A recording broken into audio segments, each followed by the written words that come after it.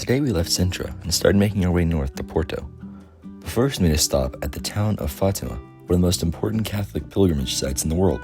In 1917, during World War I, 3 young shepherd children named Francisco, Jacinta, and Lucia said the Virgin Mary appeared to them here once a month from May through October. She asked them to pray to the Rosary and pray for peace. By the final apparition on October 13th, nearly 70,000 people had gathered in Fátima.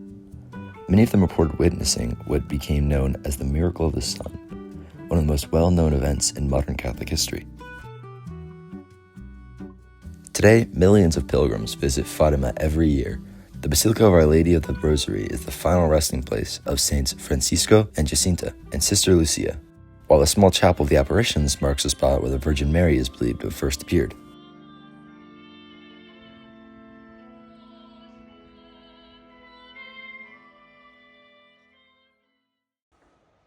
We couldn't stay as long as we wanted to because my mom had scratched her eye a few days earlier, and it was starting to get infected.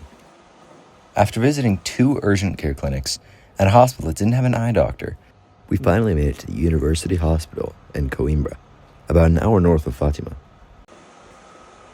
Thankfully, they saw my mom almost immediately, but the whole experience was pretty bizarre. Somehow we got really lost just trying to find our way out.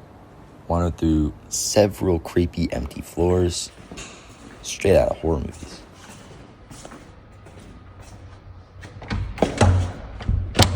Oh, that sucks.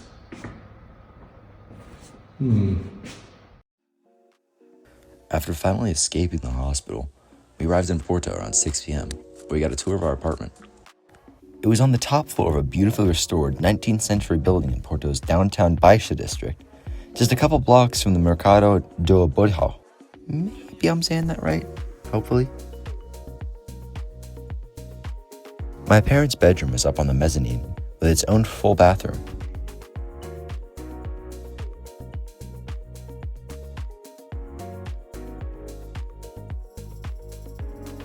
My brother and I shared the downstairs bedroom with bunk beds and our own bathroom.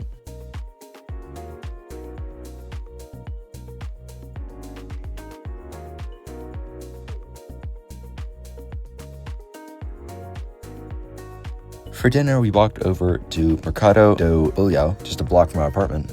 Once again, hope I said that right. The market has been serving locals for more than 100 years and is one of Porto's best places to experience traditional Portuguese food.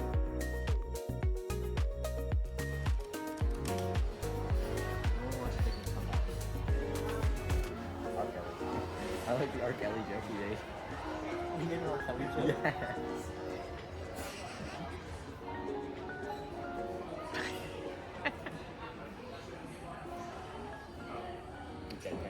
Did you deadpan it as well? We had a slow start to the morning and walked over to check out what was supposedly the world's most beautiful McDonald's.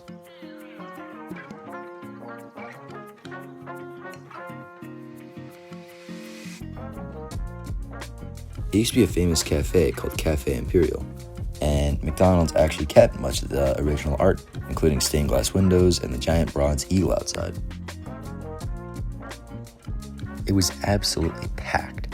We grabbed some lunch and wandered towards Porto's historic center, where we found a K-rail to sit on and people watch. We wandered toward the waterfront, and my mom spotted a church that had catacombs underneath it, so of course we had to check it out. We paid 39 euros for our family to visit the Church of São Francisco, also known as the Gold Church. Unfortunately, photos and videos weren't allowed inside.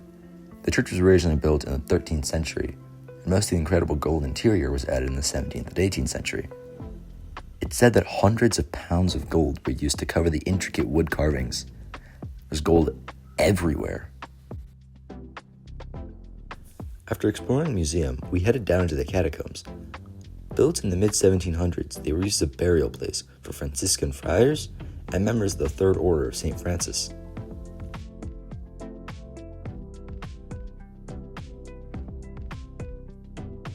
One of the strangest things down there was a hole in the floor covered with glass, where you could look down and actually see piles of human bones.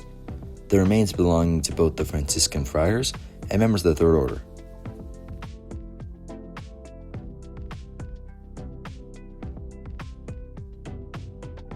We wandered through Porto's old town before stopping for dinner at a little place called the Holy Sandwich Shop. We were all pretty tired, so we called it an early night.